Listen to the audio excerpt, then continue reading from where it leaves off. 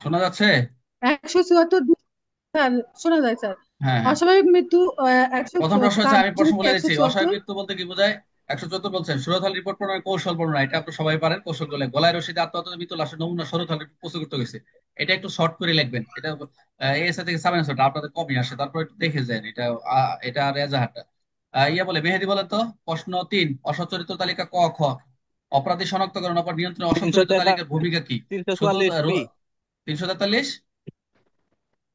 344 B 344।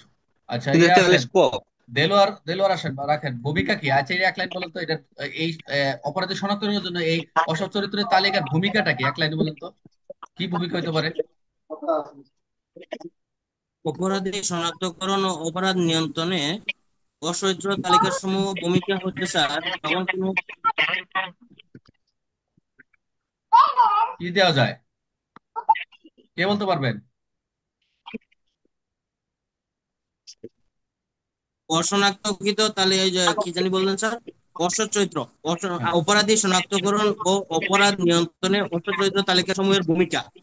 যখন sir এইটা sir ওই যে 143 এবং 144 যে পিআরবি, এটা স্যার হচ্ছে যে যখন আমরা কোনো আমাদের স্থানীয় এলাকায় এক বা একাধিক অপরিচিত ব্যক্তি দেখি, সেই ক্ষেত্রে তার উক্ত স্বভাব চরিত্র সম্পর্কে যেটা প্রেরণ করা হয় সেটা স্যার হচ্ছে এ, আর যেটা ওই অন্য তারা থেকে আসে সেটা হচ্ছে স্যার বি।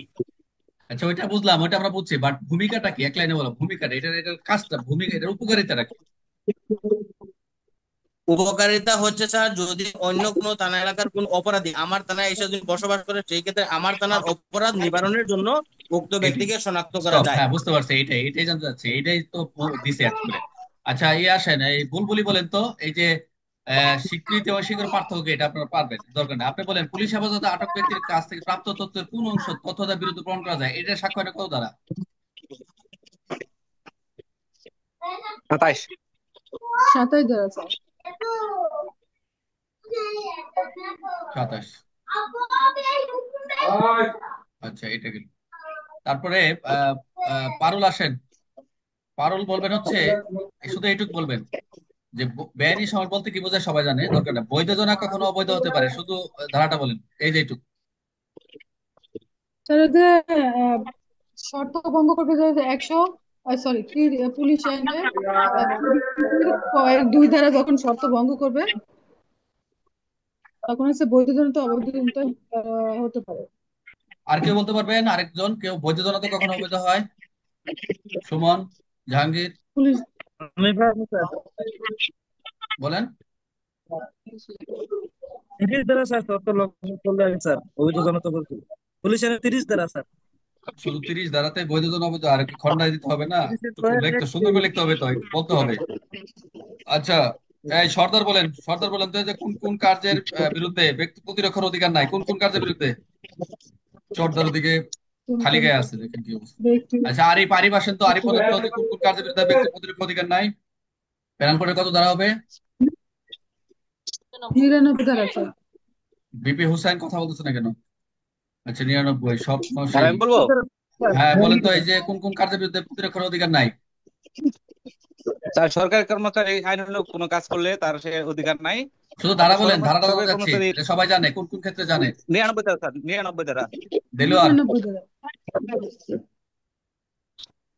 ধারা কত? স্যার কোন কোন কার্যের বিরুদ্ধে আত্মরক্ষার 99 দ্বারা স্যার পূর্ব শর্ত স্যার। আচ্ছা, 99 দ্বারা পূর্ব শর্ত এবং স্যার 101 এবং 104।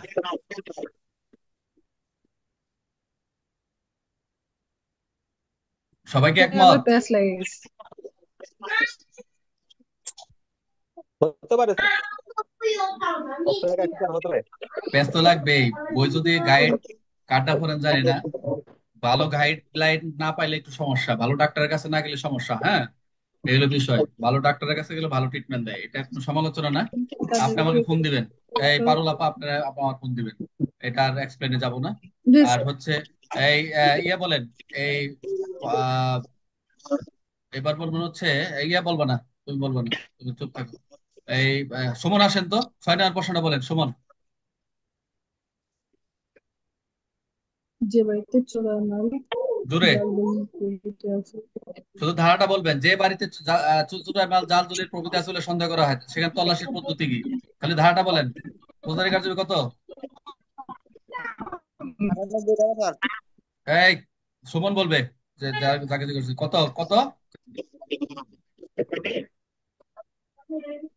ফৌজদারি কার্যবিধি কত?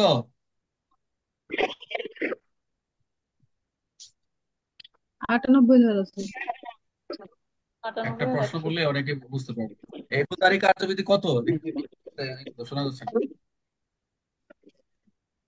শেষ করে দিচ্ছি। স্যার 98 টাকা। যে বাড়িতে জাল দলিল প্রভৃতি আছে বলে সন্দেহ করা হয় সে স্থান তল্লাশির পদ্ধতি কত? 98। 98 ধারা। এত সময় লাগতেছে কেন?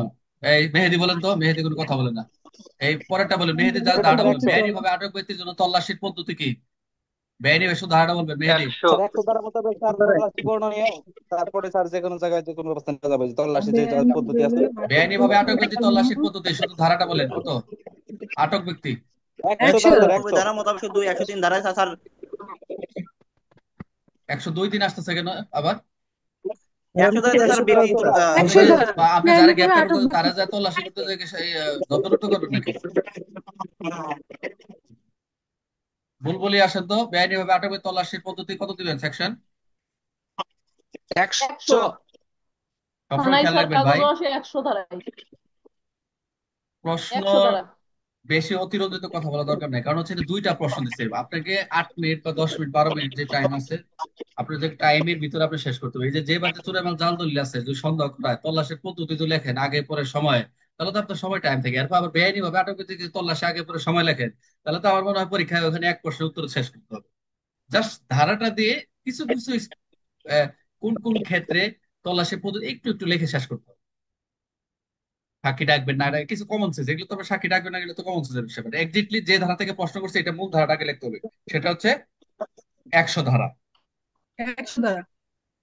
আরগুলো যা আছে আপনি আপনার মতো আরেকটা বলি, আপনারা যখন কোনো প্রশ্ন লিখবেন কোটেশন গুলা সবসময় এক সাইড থেকে লিখবেন না, সবসময় মাঝ বরাবর থেকে লিখবেন। একটা মিডিল পয়েন্টে ধারাটা দিবেন, এর একটু সরায় মাঝ বলা একটা সব চাপায় দেওয়া দরকার কি? আপনি যেখানে মার্জিনটা টানছেন একদম ঘেসে ঘেসে লিখতেছেন, বারবার একই জিনিস আপনাদের বলি। আপনাদের এই দুইটা প্রশ্ন দিলাম, আর আপনারা 14, 15, 16 যেগুলো প্রশ্ন আছে আপনারা দেখতে থাকবেন। আমি প্রতিদিন এই প্রশ্নগুলো আলোচনা করবো। আমরা আর আজকে অন্যদিকে যাচ্ছি না, কারণ আমি বের হয়ে যাবো, আমার গাড়ির টাইম অল্প সময় আছে। দিদি কিছু বলবেন? কি অবস্থা পড়াশোনা?